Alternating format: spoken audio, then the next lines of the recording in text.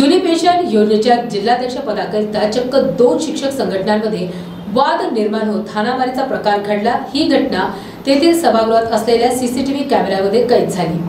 जुनी पेन्शन योजनेच्या जिल्हाध्यक्ष पदाकरिता चक्क 2 शिक्षक संघटनांमध्ये वाद निर्माण होत हाणामारीचा प्रकार घडला। ही घटना तेथील सभागृहात असलेल्या सीसीटीव्ही कॅमेऱ्यामध्ये कैद झाली।